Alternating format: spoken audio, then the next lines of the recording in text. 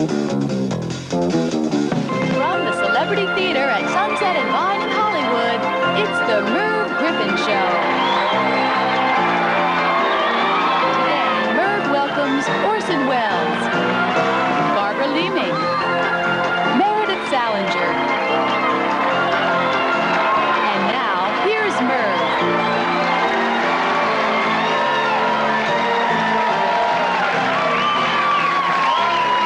Eloquent and a frequent visitor to this show, who's obviously going to do something amazing when he comes out here with these cards. He captures our attention with every word he speaks. Would you welcome the one and only Orson Welles?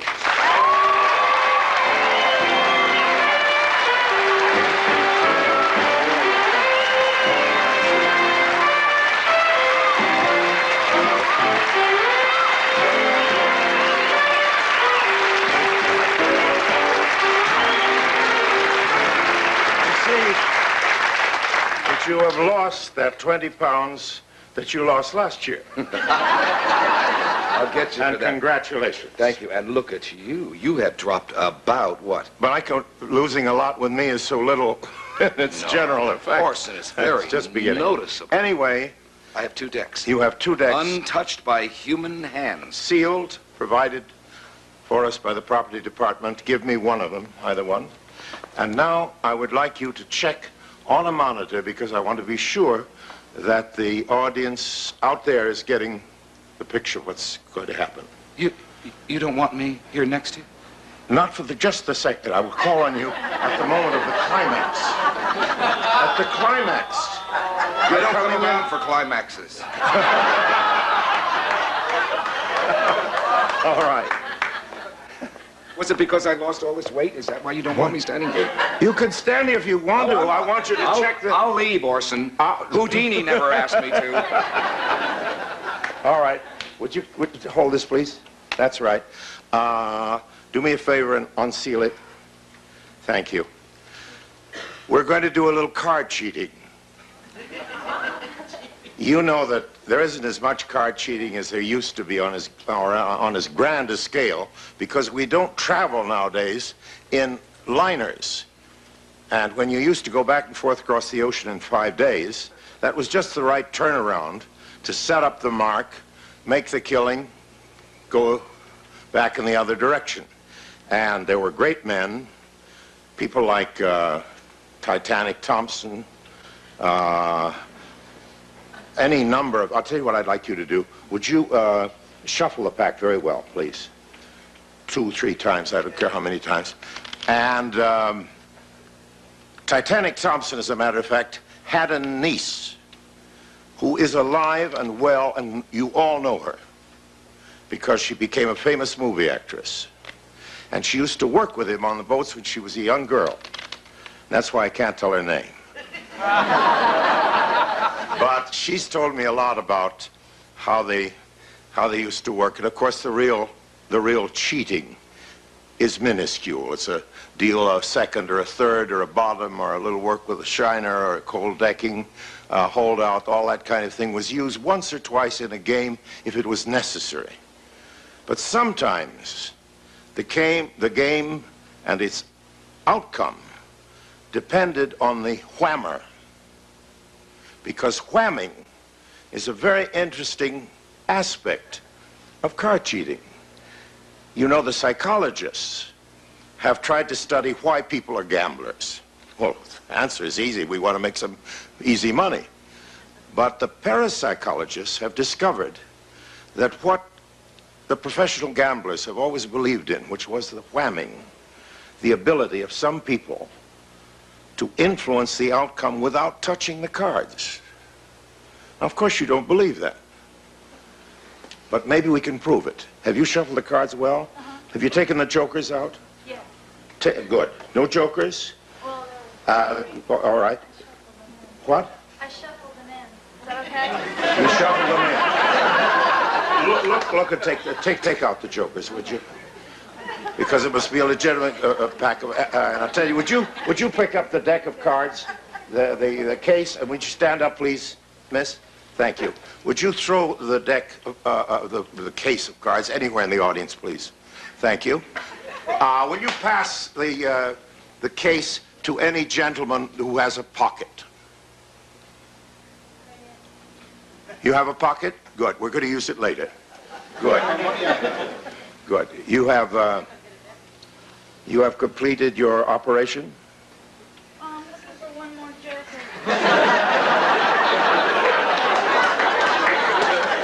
All right. Now, Do you need me yet? Orson, do you need me yet? whamming. Whamming is an art which everyone has to some degree.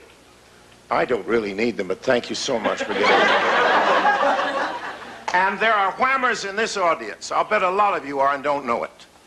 In other words, there is an ability to influence objects which we are not physically controlling. And all of us can do it to just a little extent. Now, talking to some dice isn't going to help us at all. That's useless.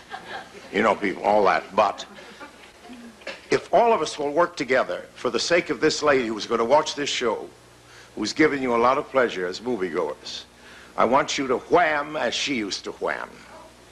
And in order to do that, I'm going to ask you to cut your deck into 2 parts. Okay. And bring them up here, or rather put them up on the stage. Right here? Right like that, in 2 parts. Thank you. Thank you very much.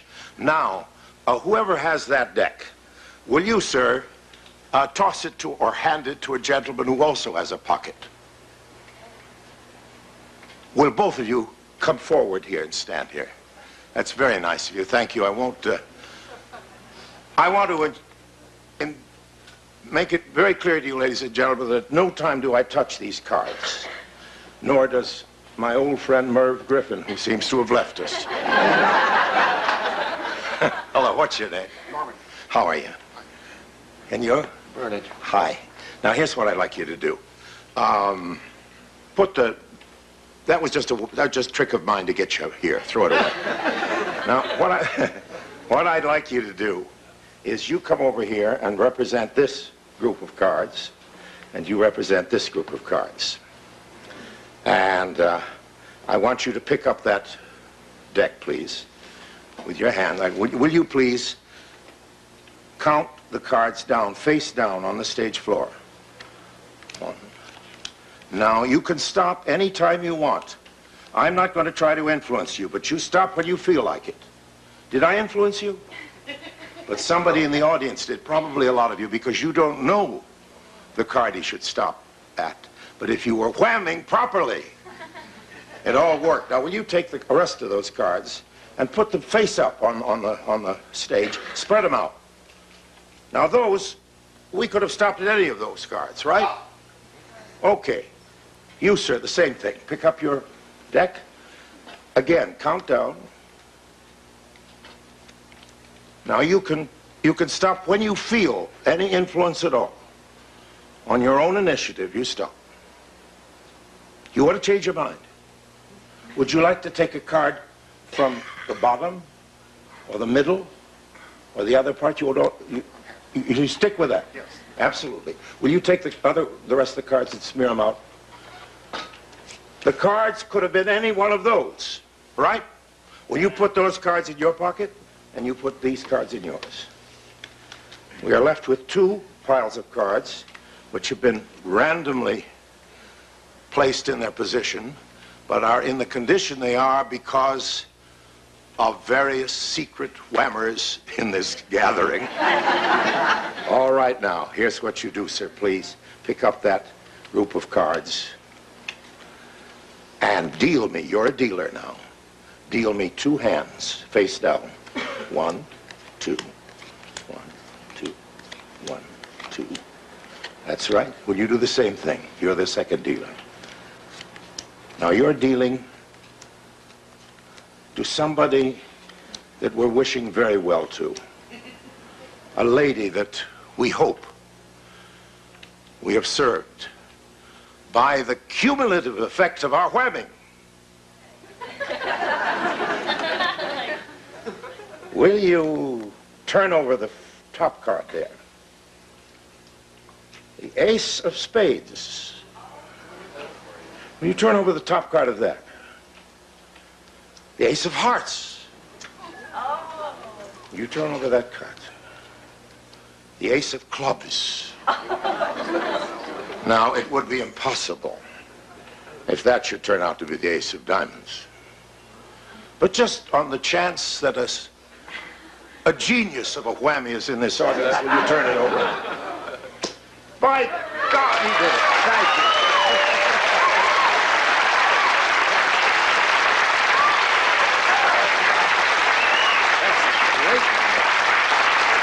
We'll come back after this one.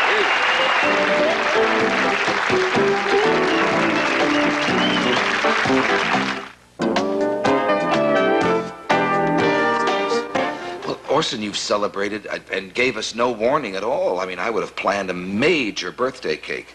You celebrated a big birthday, didn't you? I didn't celebrate it, I just had it. At my age, nobody celebrates a birthday. You don't celebrate a special event like that. Well, way in my hot youth, yes. I used to pretend it was my birthday when I took a girl out to dinner. And then I'd have the waiter bring a cake in and sing happy birthday, and I'd use that as an excuse to extend the evening. And one night, a friend of mine, Ty Power, God rest him, whose birthday happened to be the same day as mine, May 6th, came in February and saw a waiter singing happy birthday to me while I sat next to a pretty girl, and I got the dirtiest look I've ever had in my life. Was it a big birthday? What? Was it a large number this year, 50? It was right up there in the double numbers, you know.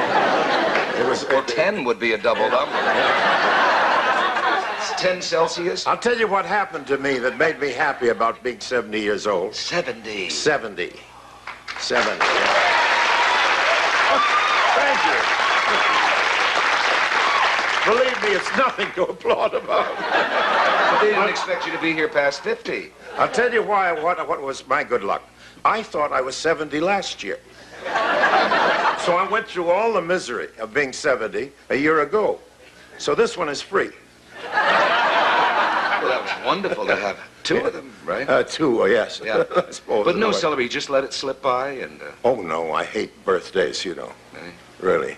Because you always think, wouldn't it be nice if it was a lot less candles on the cake, you know? Yeah. As it is now, when they bring out a cake with my right number of candles, it looks like the Chicago fire. What have various notables said over the years about age? Do you recall? Well, Bernard Shaw had a wonderful what did one. he say? I don't know, wasn't it was a shame to waste youth on the... Yes, youth on the... Well, shame to young. waste youth on old age. Well, he was old when he said it. And de Gaulle, of course, said the truth about it. What do you say? Old age is a shipwreck. But you feel wonderful, don't you? Oh, sure. All these old people that walk around saying they feel just the way they did when they were kids. Liars. Yeah. I just had George Burns on, and he's going to be Well, 90. George Burns comes from another planet. I know. And I said to him, I didn't know how to do it delicately, as usual. And I said, George, does everything Yeah. work? He said, from the waist up.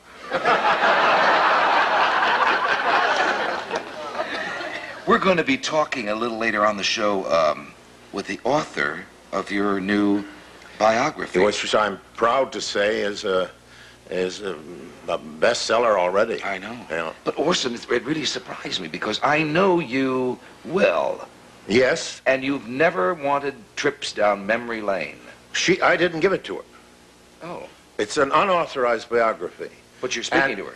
I'm speaking to her. We became friendly, really, after she'd finished writing the book, because I refused even to see her for 2 years. She was 4 years doing research. And everything she has in the book is from another source. And she has researched. In other words, she doesn't give opinions, or if she says something that I say, somebody has told her that. Right. I didn't cooperate at all. Have you read it? I haven't read it. Oh. I haven't read it because I became very fond of her after she'd finished.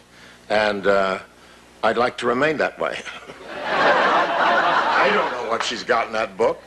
People seem to think that she treats me in a kindly way, and I'd like to believe it's true. But no actor was ever happy with a good notice. Yeah. There's always one thing, you know.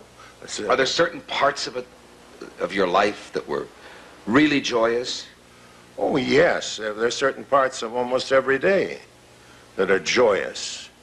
I'm not essentially a happy person, but I have all kinds of joy.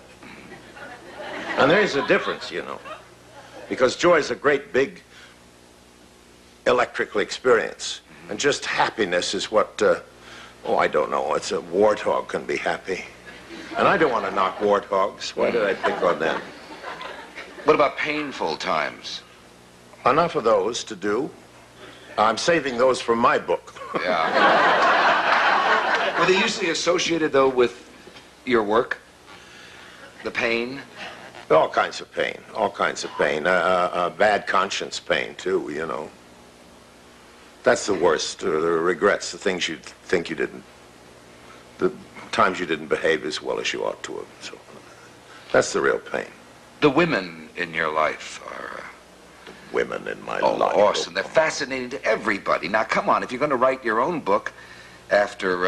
If you think that I'm going to write a succession of boasts or lies about conquests of that nature, you're mistaken. I think that there's much too much talk and not enough action in the world. But one of your wives, oh, I have envied you so many years for Rita Hayworth. That's one of the dearest and sweetest women that ever lived. And I guess I did her last appearance with her. Really? Yeah, and we got up and we sang, we rehearsed it, and we did a let's take an old-fashioned walk together.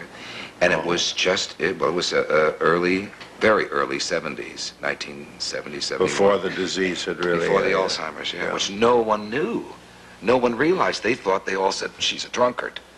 Well, And she I never wasn't. believed that she was a drunkard. I didn't know about Alzheimer's disease, but I believed that something like that was wrong with her when that began to happen. I wasn't seeing her, but I was hearing these stories, and it was so foreign to her nature. It was so unlike her. Do you remember how you first saw her? Or Oh, certainly, in a full page in Life magazine. I was in South America, and I saw that picture and vowed that I was going to see that girl. It was awfully hard to get her on the phone. Did you also vow that you would marry her? And Yeah, and we were a long time together. I think I was lucky enough to be with her longer than any of the other men in her life. And she is a dear person, and she was a wonderful wife and an extraordinary girl in every way. And I've never heard anybody, I've never heard anybody who sounds like an enemy, or she doesn't have them. no. Fiery Latin temper? Well, she's half gypsy, you know. And she never got mad at me once. But she used to throw the stuff around the house a little bit when she'd think about Harry Cohen. Well, the head of the studio. Yes. Yeah. We must remember that he got the biggest funeral that anybody ever had in Hollywood, biggest turnout. Right. And somebody said to, you know the story, somebody said to, who wrote The Apartment and everything, Billy Wilder. Billy Wilder. Wonderful Billy Wilder. I said to Billy Wilder, why are there so many people here at Harry Cohen's funeral? And he said, well, give the people what they want. We'll come back with Orson Welles.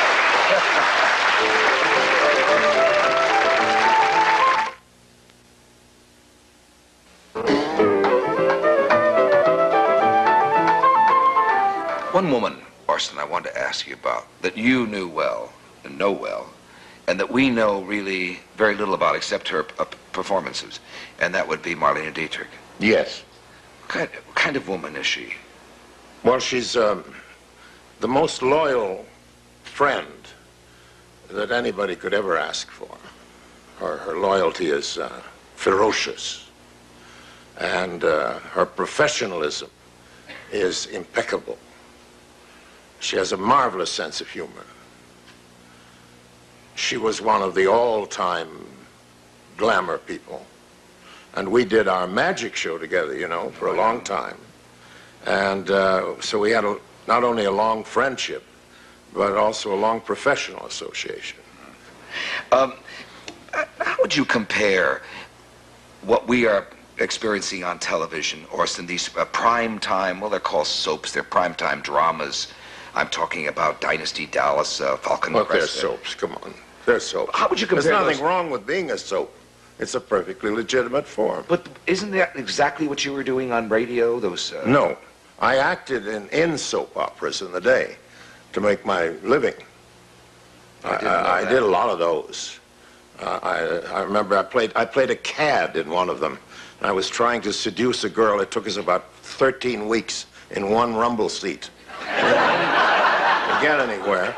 But it was the same plot as we see on TV now. Yeah. But it isn't. My own show was the soap opera. We did the same kind of thing you make movies of, full-length stories, Right. you know, with only one commercial break.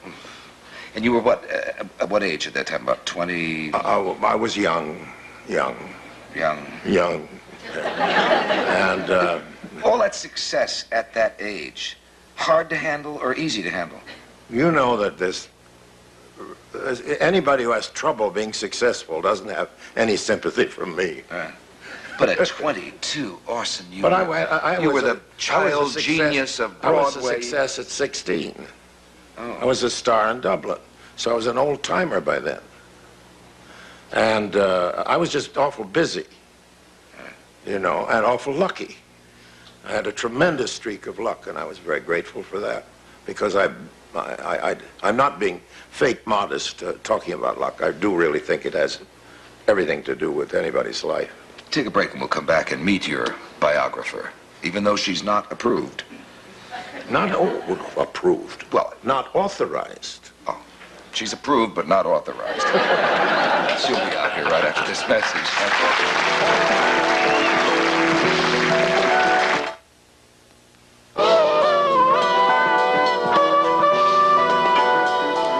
As a result of how many years in-depth research? 2 years of chasing and research. Research, really, because while Orson was hiding, I decided that the life was just so great, I was going to find out no matter what he did. And so I read all of his private letters, everything that everybody else had saved and Have he you had got thrown any on away. you? Oh, are you kidding? My whole house is filled with Orson's old letters. He once said to me, must be like the Grotto of Lords in there. But it was such a great subject. I mean, no matter how hard he hid, I kept running. And finally, you know, he was just so very nice. At the end of 2 years, he wrote me a lovely letter, and he said, "I'm so sorry, but I'm not going to cooperate with you."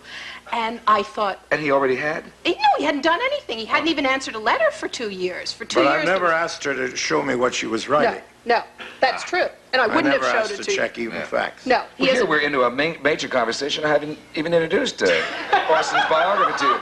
This is Barbara Leeming, and this is her book. Orson Welles, which does not have the good housekeeping seal of approval. Of course, your life hasn't either. That's true. What surprised you the most to learn about Orson? Oh, I think, without any question, how funny he was, I think. But, I mean, in terms of his life, I think it was the ups and the downs in childhood. As I said to you once, am I ever going to get you to be 20 years old? Because when Orson was saying before that he was in Dublin at 16 and an enormous success, what he isn't telling you is that at 17 he was a huge failure in New York. Because Why should I blabber about these little ups and downs? Those are things actors don't tell you about failures. Yeah, but you know what they said to him? I mean, I'm sure you don't remember this, but it's one of my favorite stories. When Orson came back from Dublin with great notices saying this is just such a discovery, he rushed right into the Schubert's office in New York, and he had his New York Times review saying, he's wonderful. And they said to him, "Yes, Kitty, can we help you?" And you don't remember that, but Roger told me that. It's an invention. It isn't an invention, Orson. It's an invention of Roger Hill's. But Roger is Orson's oldest friend and his former school teacher. Aha. And what Orson doesn't remember or won't admit, Roger will tell you very willingly. Really? So you had a good source. he's in his 90s. Yes. And we talk on the phone every 2 or 3 days. Gee. He's the most wonderful person. I mean, Orson said something to me very early on. He said, you know, you're never going to understand me unless you know the people that were around me. And that was one of the reasons that I spent a lot of time talking to other people, even after I had chased Orson and gotten him. What areas have you uncovered for the first time in the Orson Welles biography? I think the thing that hadn't really been written about at all before is Orson's political career. And for me, that was absolutely fascinating. Well, we all know, or we have heard, that he was a great friend of Roosevelt's. Of Roosevelt's, yeah. Right. And was associated with him in... Yeah, but I was also, I had a political column, and I also was the editor of a magazine. So I was very busy in that area for a while. But didn't so you long ago, contemplate everybody's forgotten. Running for office? And didn't Roosevelt encourage you to do it? Yes, he wanted me to, but I think he said he wanted me to make me happy. Yeah, but there was a serious race. I mean, the thing that fascinated me was that there was a strong possibility that you were going to run in Wisconsin when McCarthy was the other candidate. And unfortunately... And I decided not to. Now, it's always been on my conscience. Everybody told me that because of the dairy interests, I couldn't win, and the war hero would. So I quit. I didn't even start, not quit. And supposing I had won, there never would have been a McCarthy era. Yeah. That's right. Yeah. Terrible That's thought, right. you know. Yeah. It's a wonderful thought. Had you won... But I wouldn't have, so I'm lucky. I'm lucky I didn't. Right. But you did have some kind of official function with Roosevelt's. I didn't have an official function. Did you ever most work of with us him? were who were around him, old and young, were unofficial. Yeah. You know, there were only a few people with titles on the door. You know. But did you ever rehearse him for his fireside No, chats? He didn't need rehearsal. He was he was the superb actor. Did Eleanor like you? No. Oh. Tell why not, Orson. No. Come on, Orson, tell the truth. Why did Eleanor Roosevelt hate you? I don't know why not. You probably have some lie. No, you told me this. What about the cooking? Tell about the cooking, what you said. Oh, I made some slighting remark about the cuisine at the White House. And she didn't like it? No, I don't think that's why she didn't like me. She didn't trust me. I had a tendency when I visited to keep the president up too late. And I came under the heading of a bad influence. I adored her and admired her, but it was one of the many cases of unrequited friendship in my life. He loved people in the theater, didn't he? Yes, and he liked talk, and he liked sitting up, and they didn't like him to do it. So that Somebody said that he once called, or that Mrs. Roosevelt once called Orson a pubescent backroom boy. Now, I never heard that. Whether that was so or not. You were awfully young, though, still, even then. You were young for a long time. But Roosevelt had something against me, which is that I did the Christmas Carol every year on the radio. And until I'd started doing that, it had been a great family institution for all the children and grandchildren to gather around and for Mr. Roosevelt to read it aloud. And once they had it on the radio, they said, we want to hear it on the radio. We want to hear Orson. He didn't like that. What did you find out about the women in his life? There he goes again. Well, and his appreciation of them. I found out a lot. First of all, that was a very difficult area to cover because every time it seemed, when I was in New York, I would go out to dinner. I would find another lady who wanted to tell me her stories of her romances with Orson. And then I would call Orson on the phone and I would say, so-and-so told me a great story about a big romance with you. And Orson would say, it's not true. It's absolutely not true. What gentleman would ever tell you if it was true? So then I would have to go back to these poor women and say, Mr. Wells denies that you ever had anything going on. Put me in a very difficult position. Your mistake was in going back to them. That's right. No, I had to be polite. I mean, Approximately how many were there? thousands, according. Certainly, I mean, one of my big sources was a second-hand source because. Look at the two of them. Can you see? Have you ever seen a more gossipy couple? Be quiet. You know? Listen, don't talk. We'll give you this one. Okay. when Orson was out here in the 40s, come on, we'll tell. Yeah. Name names, everything. Oh no, you kidding? We'll be in court. Oh. He had a hunchback dwarf who was his driver, and Shorty. Yes. Who did tricks? No, he didn't do tricks, he took notes. And he loved Orson, he called Orson the boss. And what Shorty would do was to report everything to anyone who would listen.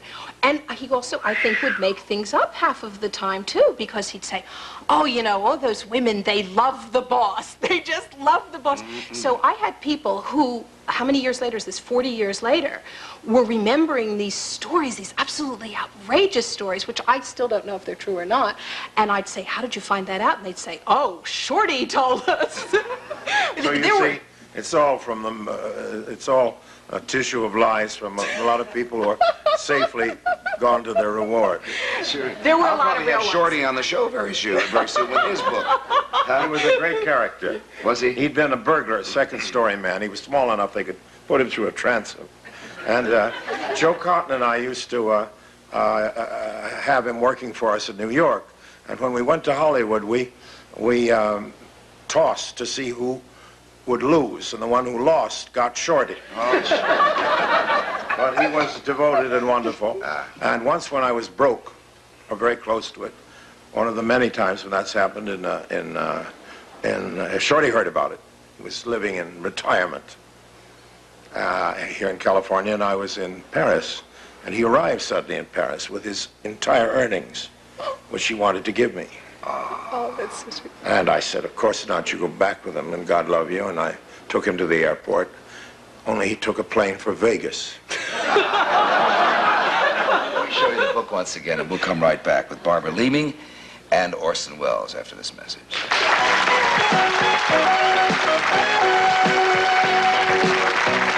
The other day, my boyfriend...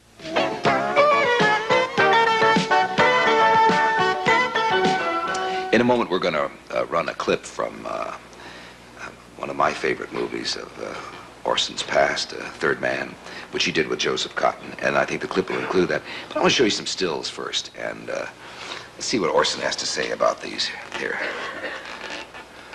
Well, That's it, Orson. Scene from Citizen Kane. A great boon to your career or a detriment? oh, it was a great piece of luck because people liked it. If they hadn't liked it, it would have been bad. It's as simple as that. There it is. Let's change pictures. There I am, wounded. 1946, The Stranger. Oh yes, with Loretta Young and Eddie Robinson. Look at that face. Yeah. That was there's Othello. 1952. Yeah. Not the opera, the play. All right. The play. Yes. And this next, your favorite film, isn't it? Yes, that's there I am as Falstaff, and that's Keith Baxter, who gave a wonderful performance as Prince Hal in a combination of Shakespearean plays called Chimes at Midnight. 1966. That was a bigger hit in Europe than it was in America. Well, hardly seen in America. It was a huge hit in Europe. Yeah. It's very badly distributed here. Really? The man who bought it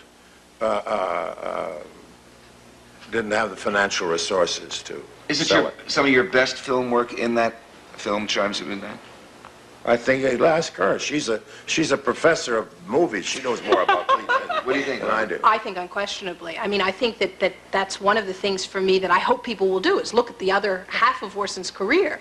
Chimes at Midnight seems to me to be so much of everything that I had ever hoped Orson would do. Yeah, it's right. Citizen Kane 40 times over. It's absolutely stupendous. As you wrote the book, was there a continuity in the kind of unfair charges against yeah. Orson Yeah, I that think- were really not true and should Yeah. someday be? Yeah, I think a minute ago you saw the still from Othello, and I remember reading newspaper reports when I first started doing the book saying, Orson Welles has abandoned Othello again.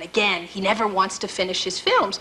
And when I started to look at the records, the facts and figures and so forth, I found out this is the most absurd kind of charge. The reason that he abandoned the film was to go and earn the money to shoot a little more and shoot a little more. Because after 1948, when Orson went to Europe, almost everything that he made was financed, at least in part, by Orson. And making movies with your own money is a pretty expensive proposition. Because William Randolph Hearst said he will not work in America? No, it's a little bit more complicated. It takes longer than to get... It's, But did he hurt your career, Orson? yes, but, sure, but I didn't do him any good either. Let's show a clip here.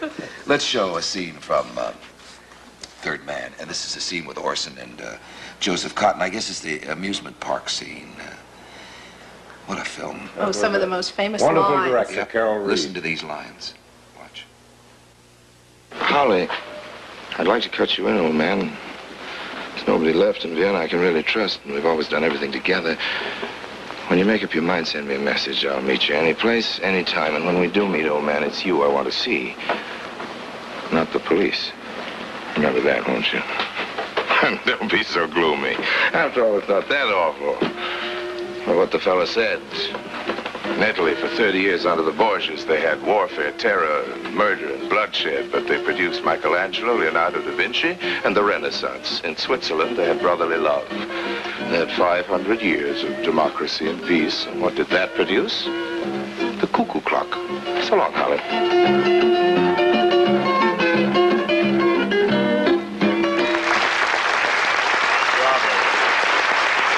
Wonderful, Orson.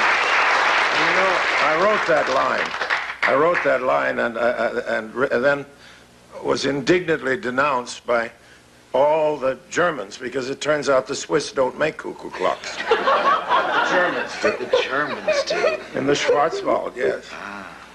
Well, Barbara, I can't tell you what you've done for, not only for all the Orson Welles fans out there and the readers who love to buy those books and read stories of people's lives, which are far more interesting than anything you can make up.